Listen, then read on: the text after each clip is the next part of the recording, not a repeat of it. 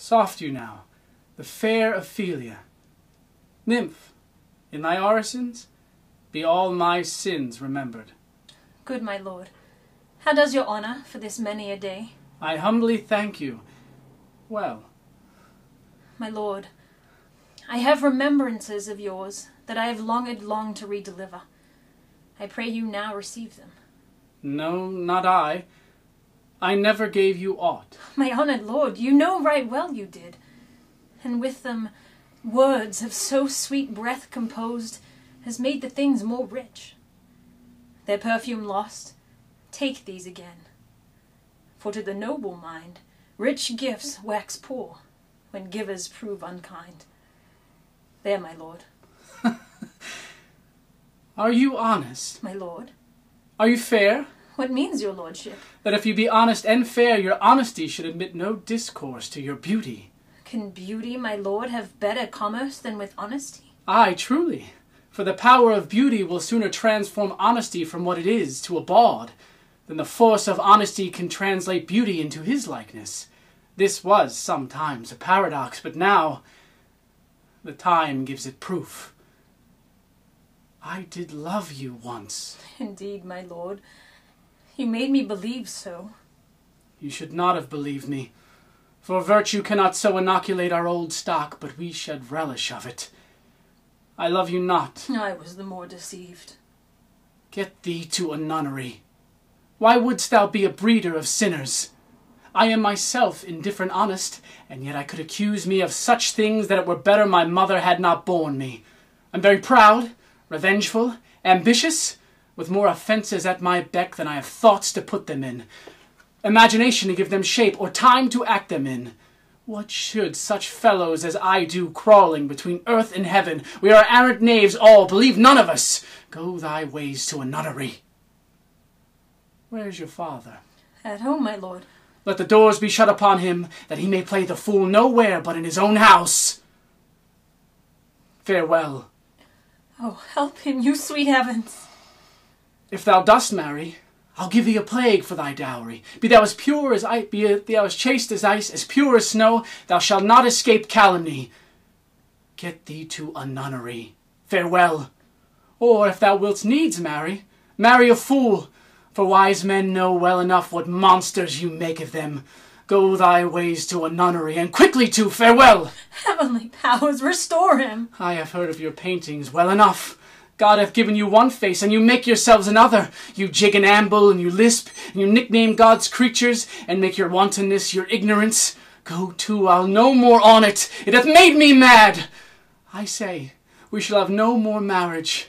All those that are married, all but one, shall live. The rest shall keep as they are. To a nunnery go!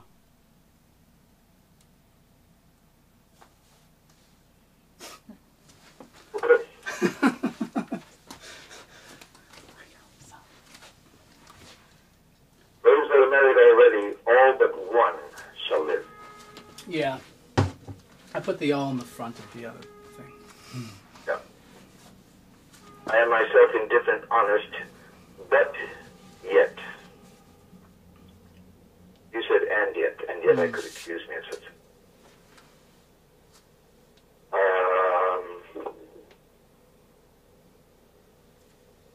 Okay, so, good. Remember that he's just gone through the to be out to be, Yeah. and he sees her. Softly now. The fair Ophelia. Softly now, or soft, implies a kind of being caught unawares or being startled a bit. Hmm. In one of its meanings. Do you have the onion with you? Yep.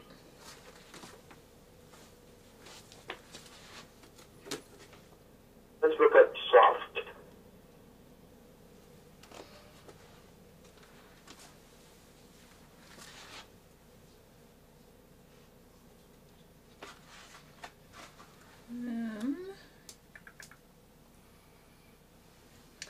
gentle, mild, compassionate. And then it says short for go soft. Stay, stop. The example from The Tempest is soft, sir, one word more. And then the example of soft you from Hamlet. Is that soft you, Yeah. Ophelia? Yeah. Gently. Here, the Arden has be silent or cease.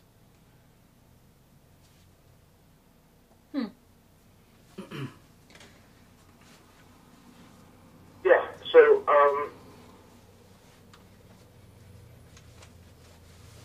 You guys maybe him calming himself down? Or like, yeah, be still my heart, or... yes, exactly, yeah, something like that. For instance, Romeo says it, the famous, but soft, when he hears Juliet, but soft, what light through yonder window breaks. He's there by himself, right? And he sees the Juliet's light come on in her bedroom, but soft, what light through yonder. So it implies a kind of, I guess a good paraphrase would be still, my beating heart. Hold on there. Even if you're talking to yourself, right? Yeah. Which I think comes from being startled a little bit. Not a big, what the huh? Not that. But just, okay, so, because you see her praying, right? And you have this profound thought process, and then you're startled back into here and now, where you see Ophelia praying. Ophelia, nymph, in thy orisons be all my sins remembered. What is orisons? Isn't that prayers? I think it was prayers. Yeah. Is she actually praying? Well, she's her father told her to pretend like she's doing something, He gives her a book or something, right? Yes, he gave her a book, and that it would show her in a pious kind of light. Yep. What is nymph? Can you look up nymph? I think it was beautiful woman or something. I looked it up. Hold on.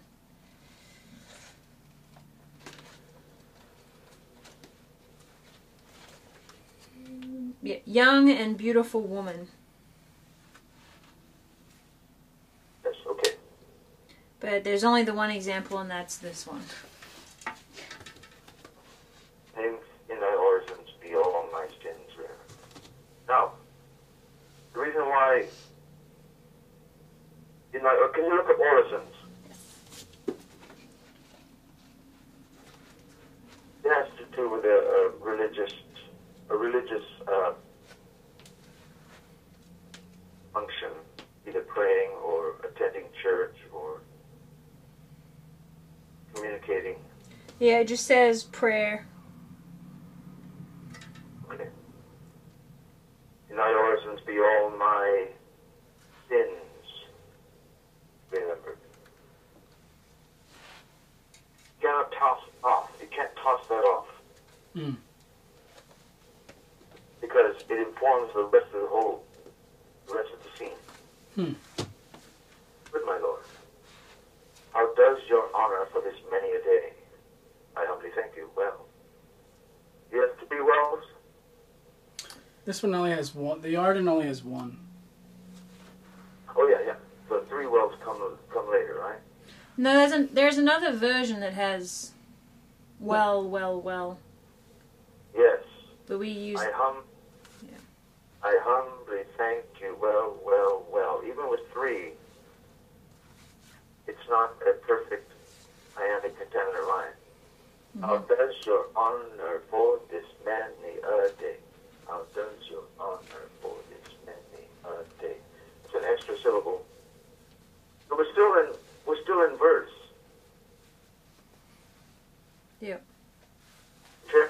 why? Because we're going to prose later in the scene. Hmm. Right? Yeah. Okay. My lord, I have remembrances of yours that I have longed to redeliver. I pray you now receive them. No, not I. I never gave you aught. My honored lord, you know right well you did, and with them words of so sweet breath composed as made the things more rich. The perfume lost, take these again, for to the noble mind, rich gifts wax poor, when givers prove unkind. There, my lord. Ha ha, are you honest? Okay. So, up to that point, I humbly thank you. Well. Some actors have used those three wells. I'm in the Arden also, where I have one well, but I remember in the production I did, I used three wells.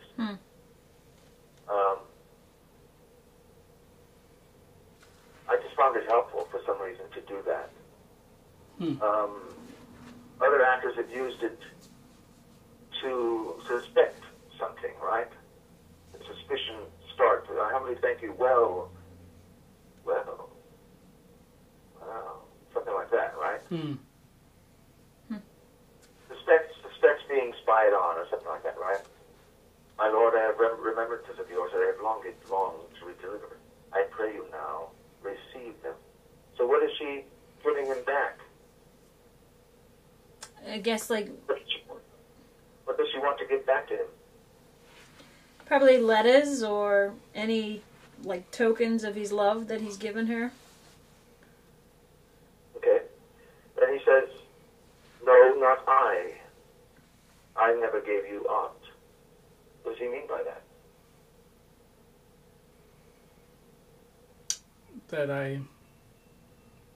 I never gave you any of these letters. I never gave you anything like that. So she's making it up. She's having a psychotic episode, or what's going on?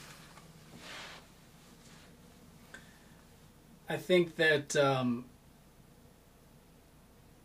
just wonder if he doesn't trust why she's giving them back, or he's suspicious of it.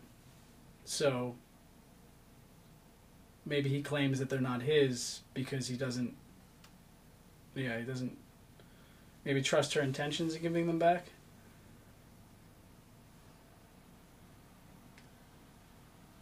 Well,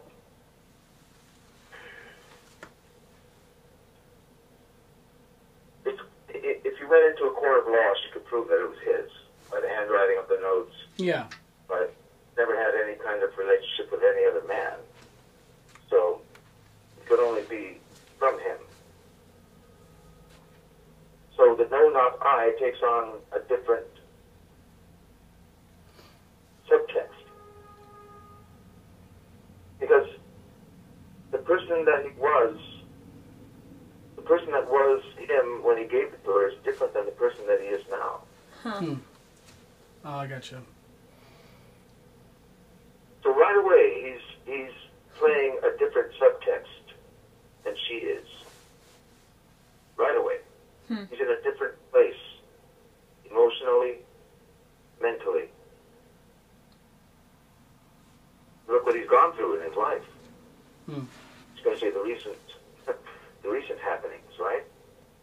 No, not I. I never gave you aught. It's deliberately, what's the word? It's deliberately oblique or mystifying. I don't think he's trying to mess with her mind, because he knows she's much too delicate to do that. That's cruelty. But I think that what he's doing, he's having a conversation with himself and her.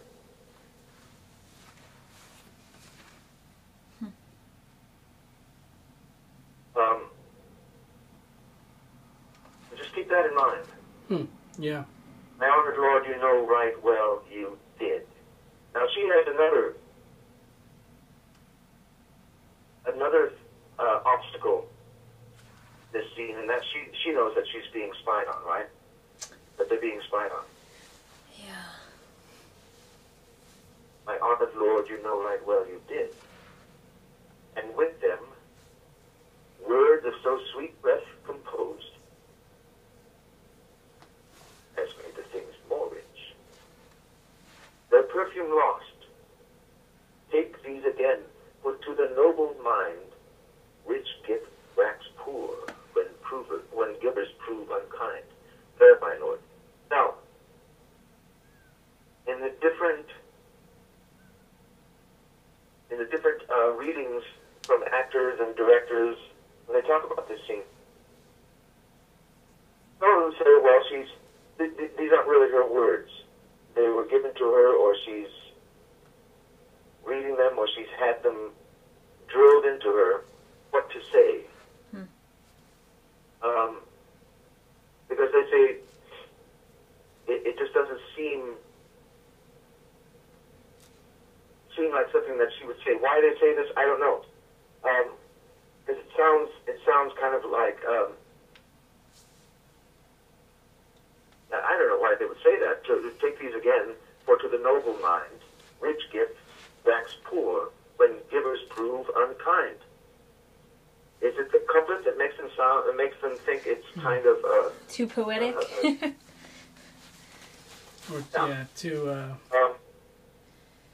But if we look at the action of the play, what has happened that she would say that for to the noble mind, rich gifts wax poor, when givers prove unkind. What has he done that's unkind? Well, I think she was genuinely pretty scared when Hamlet came to her closet, because that's what she says to Polonius. She says, I'm not sure whether it's his love or what, but I am scared of it. Yeah. So you think she characterizes it as unkind? Yeah, I think that would make sense. At least, yeah. I don't know. Because remember, her father has told her not to have a conversation with him, stay out of his company. Yep. And obviously she doesn't want that. She wants to be with him. She wants to be right. She wants a relationship. Well, so she's the one that's been, like you said, she was told not to see him. So it's not him not wanting to see her. And therefore she's upset by that and says, since you don't want to see me anymore, take these back. It's been the opposite, but now she tries to give him the letters back. So it seems to not make sense.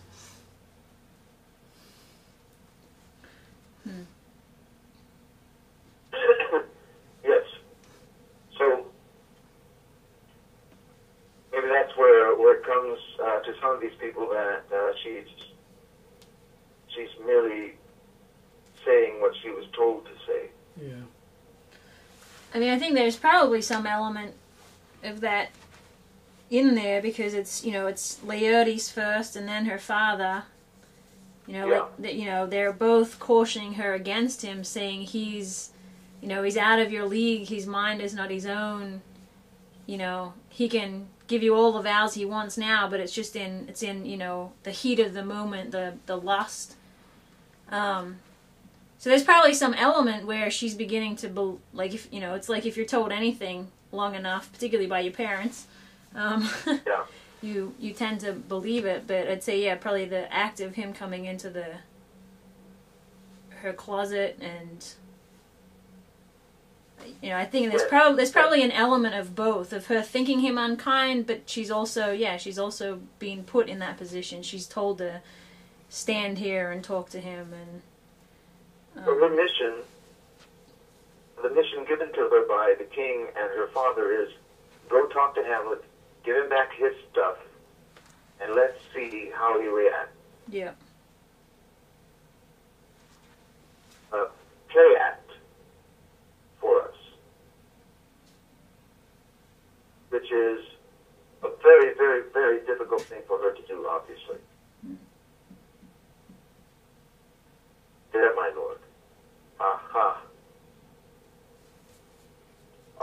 that's another point where actors have used that as the place where he hears something or he suspects something, right? Mm. Are you honest? My lord, are you fair? What means your lordship? That if you be honest and fair, your honesty should admit no discourse to your beauty. Could beauty, my lord, have better commerce than with honesty? Aye, truly. With beauty would transform honesty from what it is to a bawd, and the force of honesty can translate beauty into his likeness.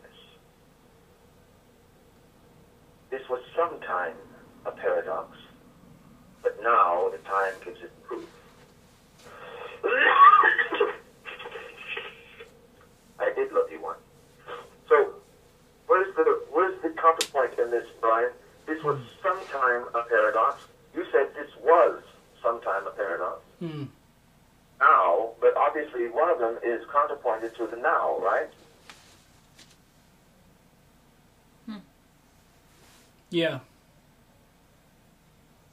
Yeah. This was some time ago.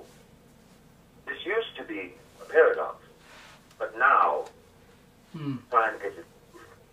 So people back then were confused by this beauty and honesty and the power one has over the other, but now it's proven.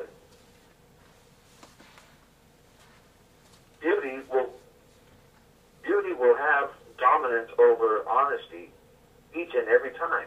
Look at my mother. Look at you giving this shit back to me.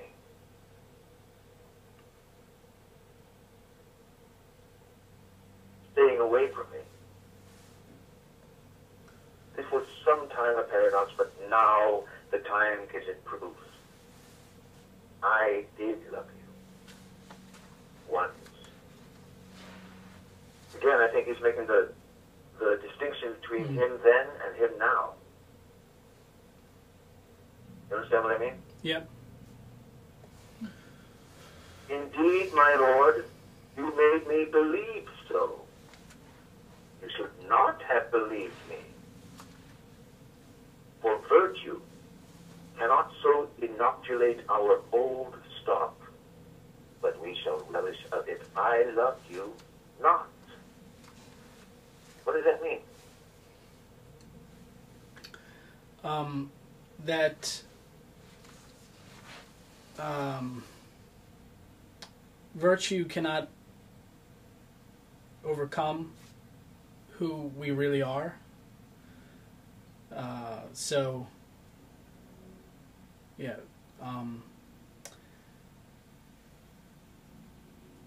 Yeah, virtue cannot convert our, I guess, sinful self, I guess you could say. So, that we will still, be who we really are. That virtue in the end will lose out, and our true nature will show. When you look up Look up what? Stock? stock, because I believe he's talking about generations of a family, the DNA, virtually the DNA Oh. of one's bloodline.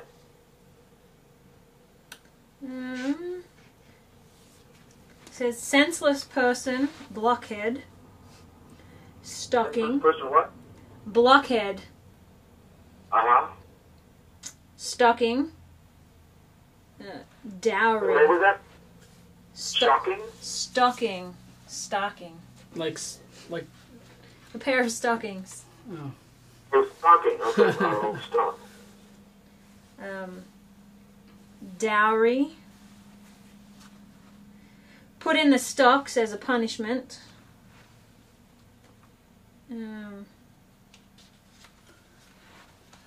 That's two. Then this one says staccato. What is it?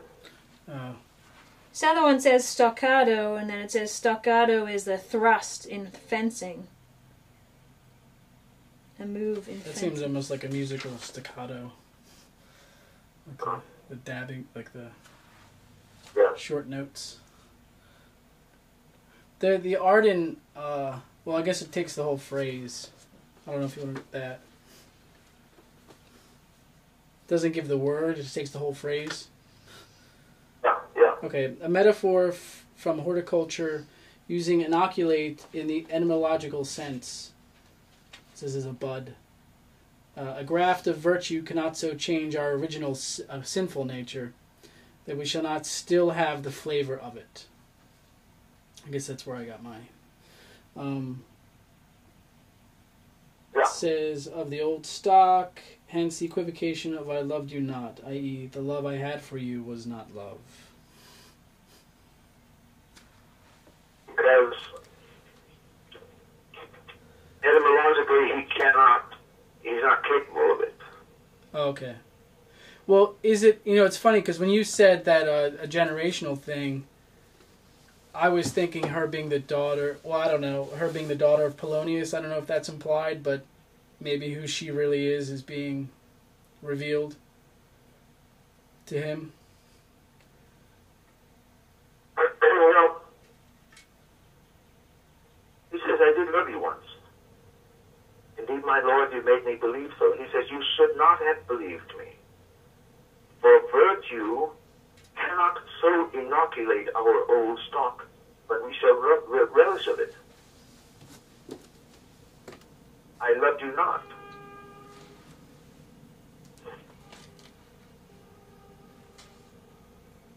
So it seems to me like he's saying,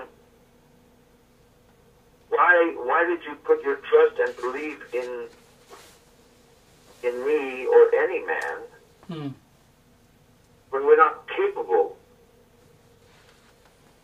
of a pureness, a pure virtue? And so therefore, I did not love you. I loved you not.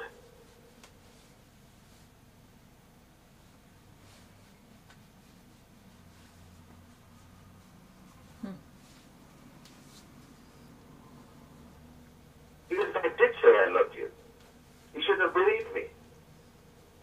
Because it's tainted. It has a stain that you can't. Our old stock is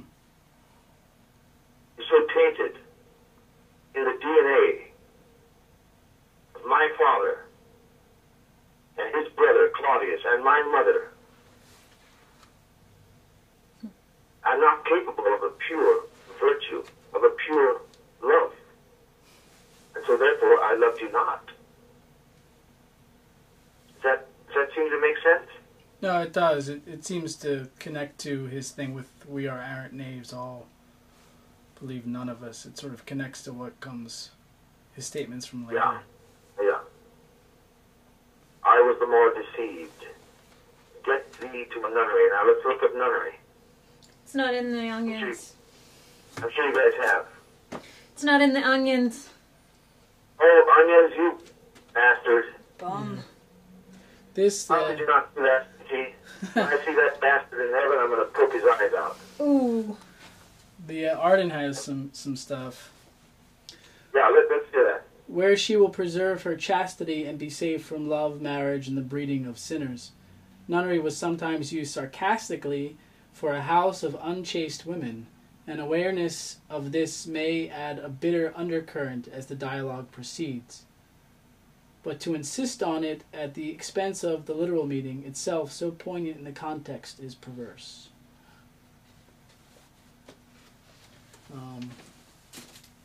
So he's saying, yeah, it can also sort of the house of it could be a house of the unchaste women, right, as well. I was the more deceived. Get thee to a nunnery. Why wouldst thou be a breeder of sinners? So go to a cloister, go to, either way, whether it's a cloister of nuns or a house of ill repute, You don't breed there. Okay, yeah. That's true.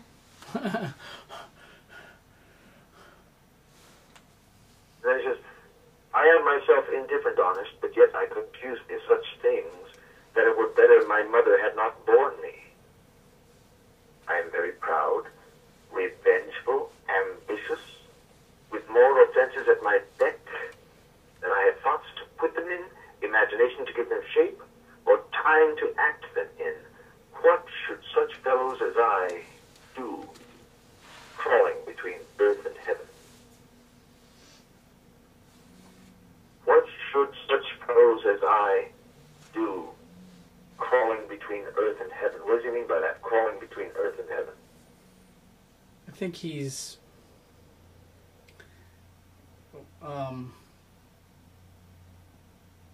equating himself to almost like an animal in a way.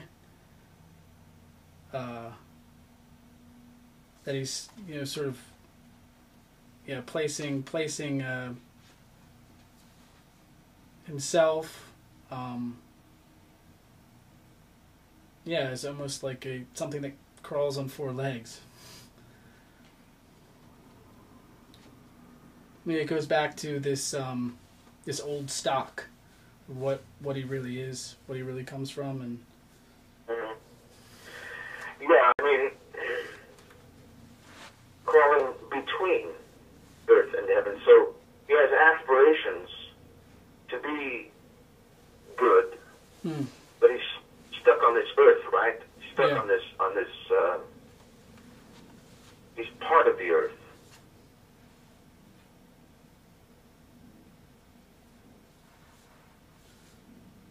Although he aspires, as many people do, aspires to be, to transcend their earthly moorings. The earth, they're bound to their all the things that keep them from attaining a transcendence. Yep. Yeah, well, in the Onions, it also uses the example for Earth. It says the body. It uses the example from one of the sonnets, the center of my sinful earth. Yeah. This idea of being trapped in the body. Yeah. Or the bestial. Yeah. Yes. We are errant knaves all, believe none of us. Go thy ways to a nunnery. Where is your father? So, again, even in this one, go thy ways to a nunnery, it still has a double implication, right? Yep. It's not saying specifically, go to a cloister of nuns. So, okay, so go thy ways to a... Where is your father? At home, my lord. Let the doors be shut upon him, that he may play the fool nowhere but in his own house. Farewell. Now, this is where most actors have figured out that he's being spied on, that they're being spied on. And so, the question, where's your father, becomes a test for her. Where's your father is a direct test, expecting her to say, he's listening to us! Get me the fuck out of here! I'm going crazy! Something like that, right? Or, oh, I don't know where my dad is. I don't know where he is. He's at home. And so this reaction, let the doors be shut upon him that he may play the fool nowhere but in his own house. Farewell. Oh, help him, you sweet heavens. But I think that this idea of Hamlet figuring out that he's being spied on on is a relatively new development in the acting of this scene. Because you could do this scene and Hamlet be totally unaware that they're being spied on.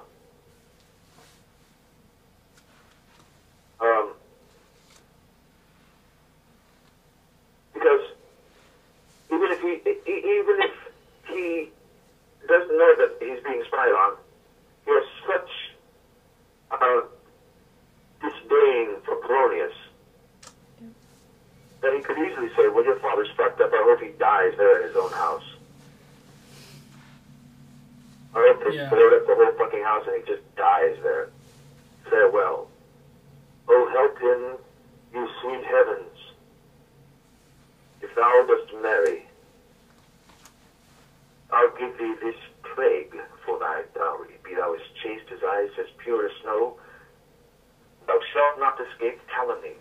Even if you are chaste as ice, as pure as snow, you're not going to escape calumny. Let's look up calumny. I'm sure you already have. What does the Arden say? A recurrent thought in Shakespeare. Back-wounding county, the whitest. He quotes another.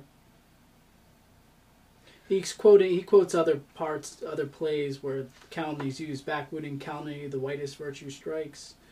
Calumny will sear virtue itself. Yeah. He quotes two other places where calumny is used. Or she, yeah. Yeah, it's not in the Onions, but I did look it up in the dictionary, which was like slander, to be slandered, to be misrepresented.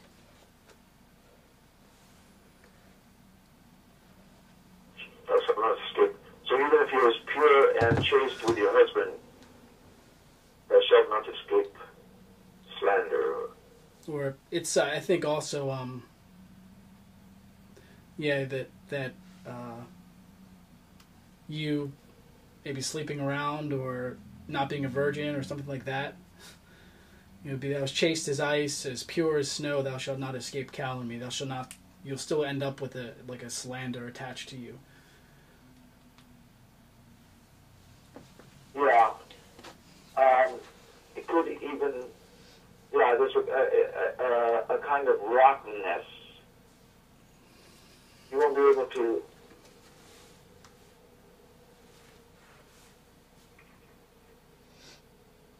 Thou shalt not escape calumny. Here, a false and malicious statement designed to injure the reputation of someone or something. Defamation, slander. Yeah. Okay. Well, I always took it as something meaning something much more offensive than just that. That you won't escape the rottenness that comes with marrying and breeding, and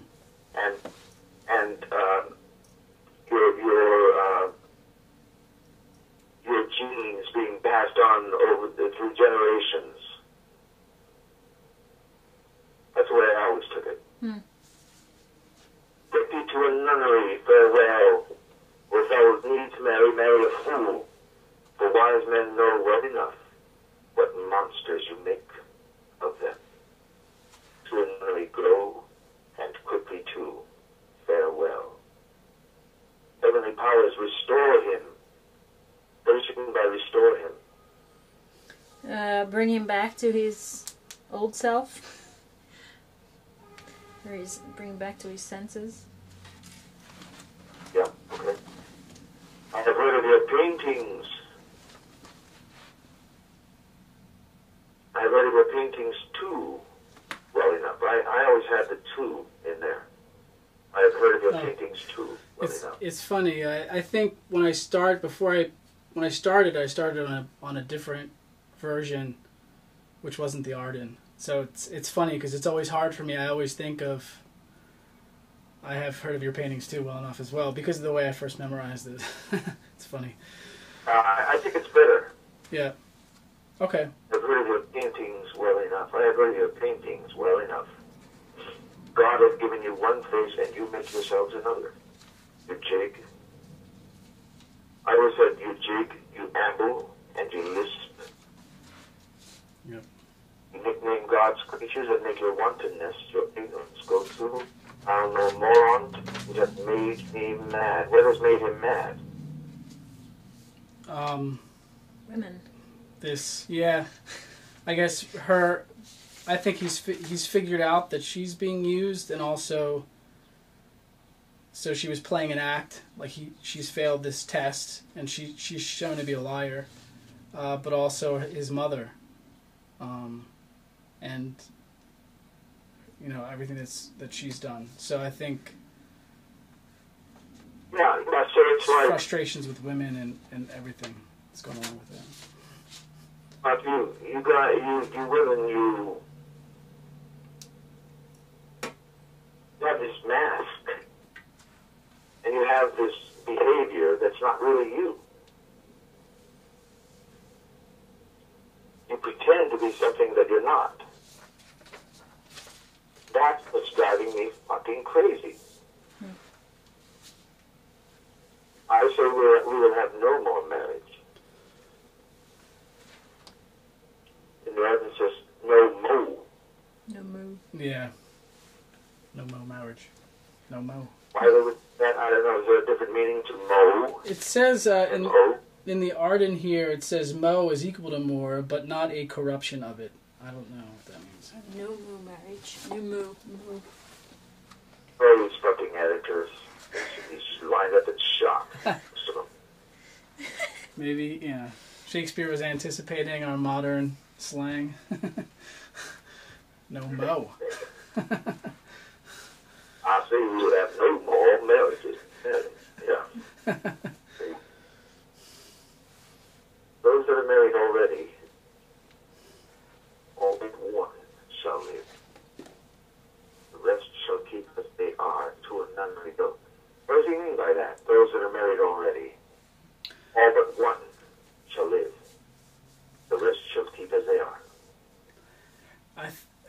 I think he's alluding to his that was him wanting to kill Claudius. But it's funny because he says those, which implies a pair.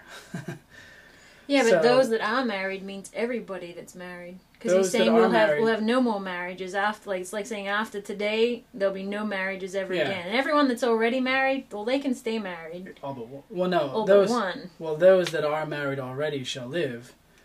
All but one. Yeah. So, I mean, maybe Oh. okay. So you're saying that maybe one person. Yeah, I take it as being Claudius is. Those that are married already, all but one shall live. The rest shall keep as they are.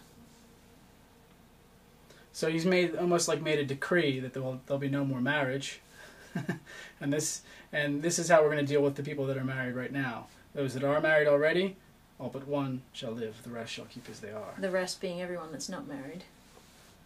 Or the rest being the rest of the people that are already married. We'll let them stay married, but nobody else will get married, and they'll all get to stay as they are, but one will be killed. I think that being Claudius. I say we will have no more marriage. Those that are married already, all but one shall live. The rest shall keep as they are. So he's singling this one person. Who is that? What is he alluding to? I think he's alluding to Claudius. It seems to be that. See, that's the obvious choice, but I wonder, because he says those that are married. You think of marriage as being a pair. Yeah. Yeah, but it can also be one pair, all but one pair. Yeah, and what does he then imply? He also... He's going to break up the marriage between his mother and Klaus's. But That marriage those that will shall be ended. live. Oh, the marriages shall live? That's what I take it to be. Oh, okay. But those that are married already, they can stay married. And the rest shall keep as they are, which is unmarried. And all but one... shall remain married. Yeah. Because he's going to end that marriage. In some fashion, yeah. Those that are married already, all but one of these couples shall live. The rest shall keep as they are. Is that what you mean? Yeah. Oh, yeah. Okay, that makes sense, too. So, he's condemning his mother also.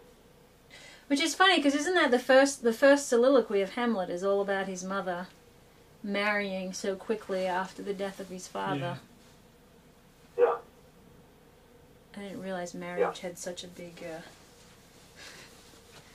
theme. Yes. Okay, so, to another go.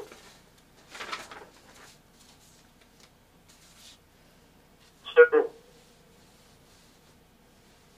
it could very well have been that Shakespeare did not mean a whorehouse at all. That he was talking specifically about some place where she can go in safety and be safe and never marry and live a virtuous life in a cloister of nuns, right? Huh. And then, it's these fucking editors that put shit that may not have even been implied by that Shakespeare did not mean to imply. But then, within the context of his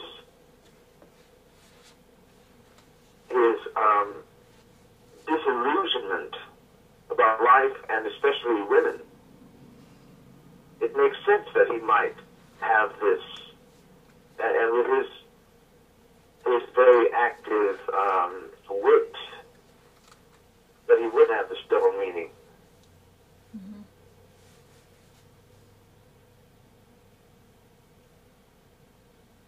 Or meaning specifically just the whorehouse.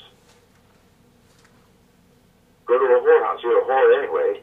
All women are whores. But just go to a whorehouse.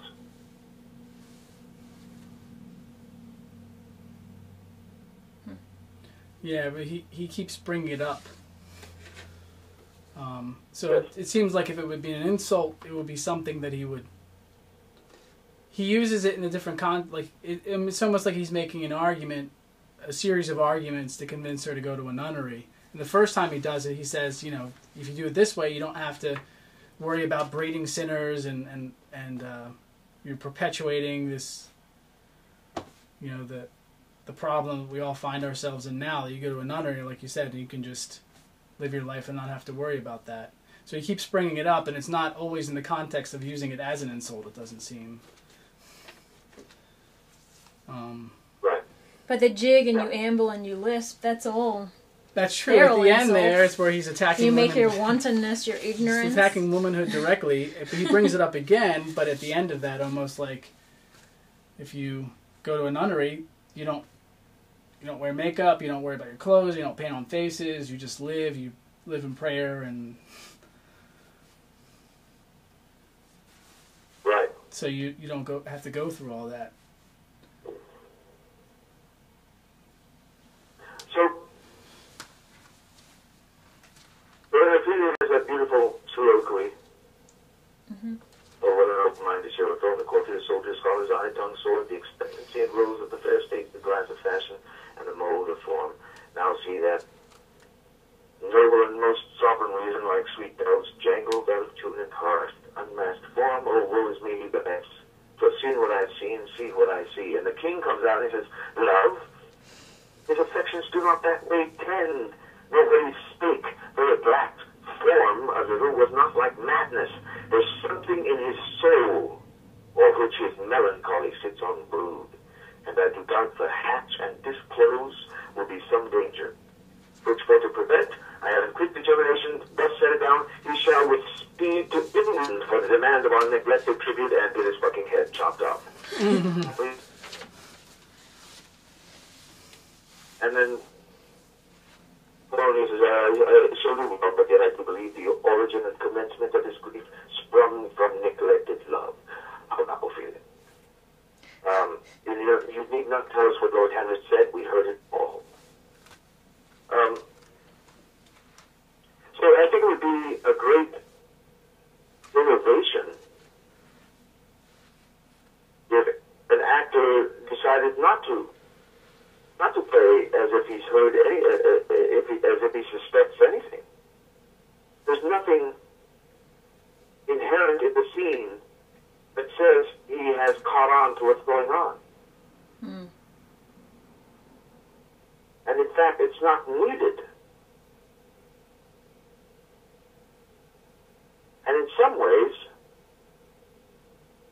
it's actually better that he doesn't know, because all of this now is not play acting. He's not making up things for Polonius and Beaton to hear. This is really coming from his inmost heart.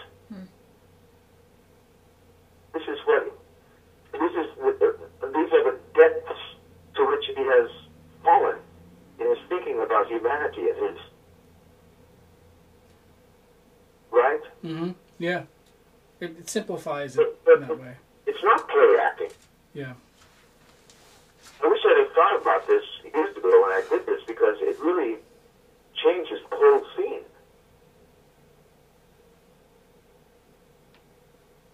This innovation that came about, I think, Eric was the first one to, in the 18th century, where somebody thought they were being clever by having Hamlet figure out that he's being spied on, is a recent innovation that has become tradition. Mm-hmm. Yeah, they usually make, Polonius or the king, bump something in the hallway, which, hears a noise, and then he says, "Where's your father?" Yes, and I think it was an innovation that came about just to make the scene seem to be more understandable, more readily understandable. But if this is really Hamlet, it makes perfect sense that this would come from deep within him, his feeling about women, the betrayal, the fact that you would be loyal to me, and your father's fucked, and you would listen to your father and stay away from me. Even though I have changed, and I'm not the same guy that said I loved you once a long time ago, but still, you should be loyal to me. Don't give me back these things. I gave them to you back then. Hold on to them. Go to a nunnery. Live with the memory of what we had at one point. But to expect marriage is a form of continuing this stain of my family and your family, and in fact the stain of mankind itself. Our old stock. I don't know, Brian. I think it's something to consider. Yeah. That he doesn't know that they're being spied on. And that maybe he's not telling her, well, I've been putting on this act, and everything's been an act, but he's still being honest with her about what he really maybe thinks. Yes. Well, it's also the funny thing, because I guess there's always the question of, is Hamlet really mad, or is he feigning madness? But I think to me it's a combination of both, because the society itself is killing him in a sense, because he despises it so much. But then there's times where he's obviously very much just putting on the madness, like some of the scenes with Polonius, and then Rosencrantz and Guildenstern, but I think there is a certain anger and a madness that comes about that's being driven by what he sees in society itself. Everybody can have a meltdown, but that doesn't mean you're nuts. Yeah, there you go. Right? Yeah. And so this could be the meltdown. He's had several.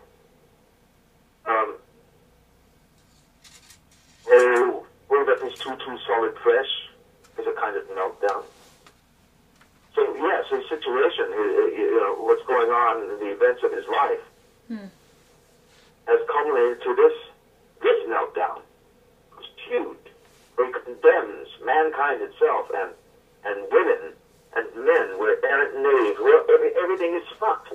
Don't believe any of it. Go to a fucking nunnery, whether it's a whorehouse or a cloister. Get away from here. Divorce yourself from all this madness. Save yourself that way. To him, it could be the one loving thing, advice that he can give to her that comes from love. Get out of it totally.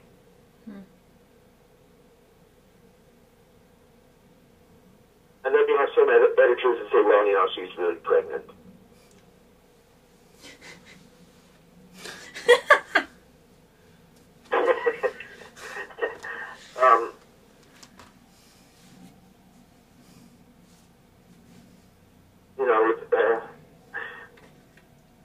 I think it should be showing by now.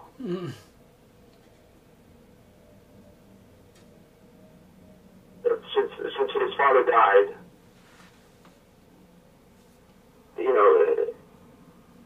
a woman would know by now whether she's pregnant or not.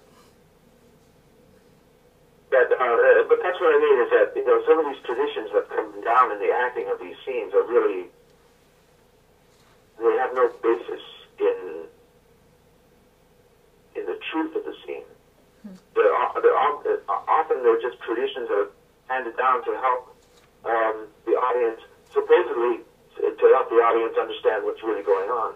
But what's wrong with the audience really understanding that Hamlet is having a meltdown about who he is, what humanity is, what women are, what marriage is, what the whole concept of society is. He's having a meltdown.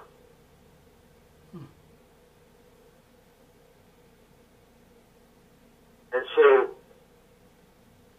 if he was over an noble mind, is truly comes from her seeing this meltdown, seeing this moment where of lucidity as Hamlet sees it, and she prays for his mind. She prays for him to be restored.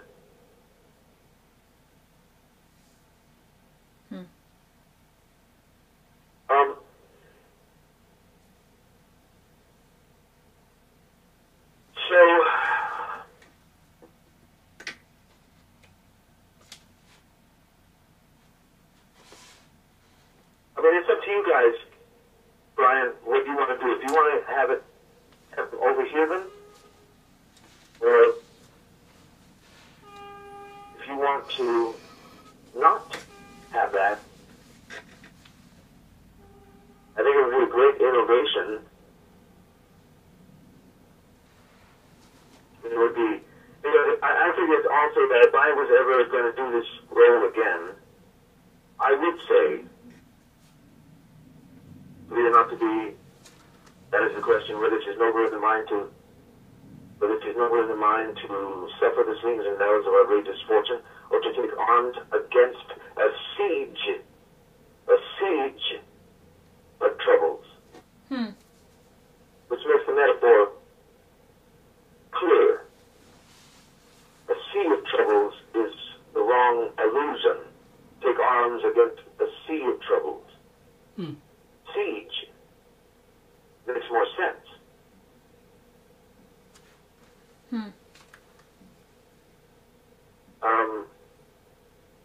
Yeah, one is you're floating in it, and the other is you're being bombarded, I guess. So you're taking arms. Yeah, you're taking arms against. Yeah.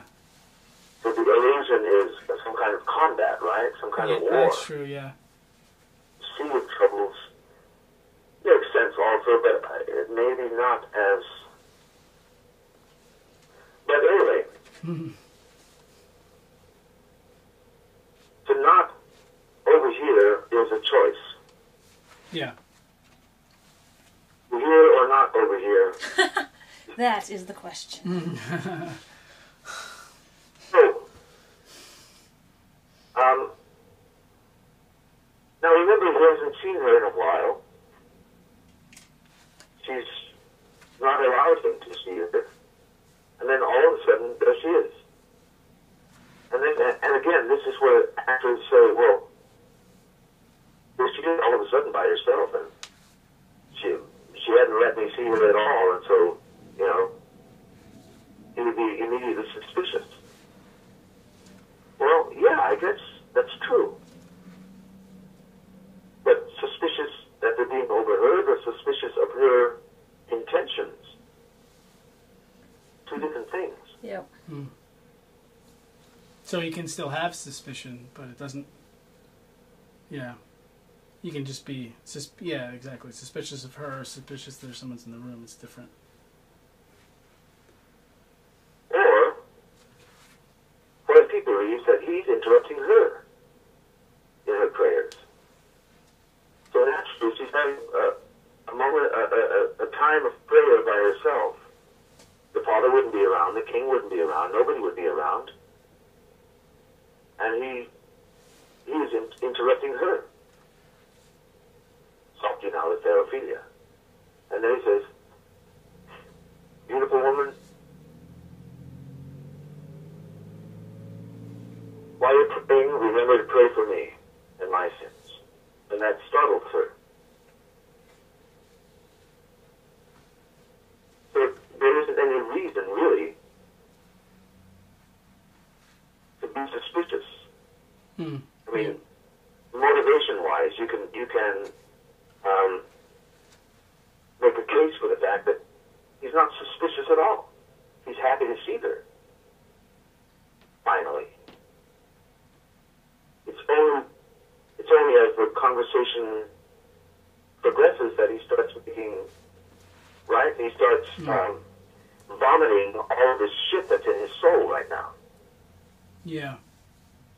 And she also, like you said, if he's interrupting, just briefly interrupting her praying to say, remember me, and then she greets him, he says, I thank you, and well, and then all of a sudden she pulls these letters out, right? So he doesn't... Yeah, she just happens to be carrying them around with her. Well, yeah, so there's the progression there, which could maybe raise his suspicions, but from the beginning, you know, it could just be, like you said, just him honestly interacting with her.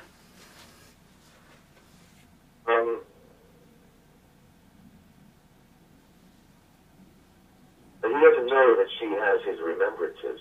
No. And he doesn't know that. Yeah. So that's a new thing that happens to him. That's an impulse that he has to deal with. A new a blow to the solar plexus that he has to deal with in real time, right now. He hasn't been sitting around, okay, saying, what am I going to tell her when she gives me back all my shit that I given, you know? Yeah. When she gives me back my St. Christopher necklace, which is what we used to give girls that we liked when we were in junior high school. Hey, St. Christopher? Yeah, Robert likes me. Or whatever, you know. So he doesn't have a plan, in other words, right? Yeah. This is all a real conversation right now in real time. It's happening. The thoughts are new. They're progressing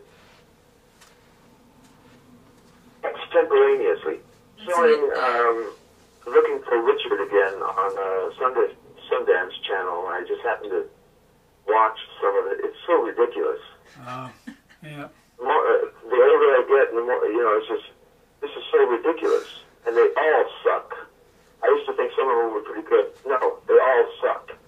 Except maybe Kate Burton, who plays the Queen.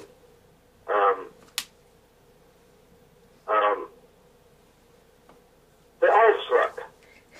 And then the way they talk about it,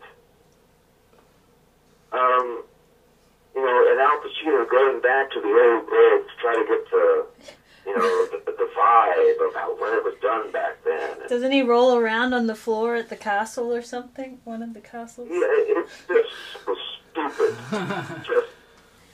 But yet the one thing that would help him, which is understanding iambic pentameter, is the one thing he throws out immediately. Yeah. This doesn't fly. This is not necessary. But going to fucking England and rolling around on the floor is going to help him more. It's just ridiculous. Okay, let's do it. Yeah. Oh yeah, and then he's at a party, right?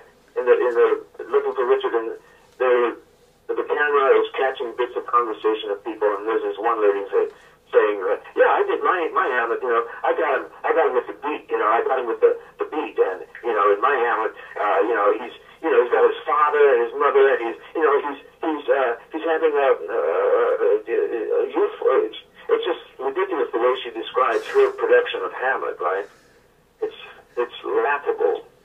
I think anyway, here you go. it wasn't it that it's also that scene where someone starts describing iambic pentameter and he looks at the camera and like shakes his head like what's this guy talking right. about? This is ludicrous. This is ridiculous. Like, Really? Yeah. oh man. Yeah, it's some serious ego stuff going on there.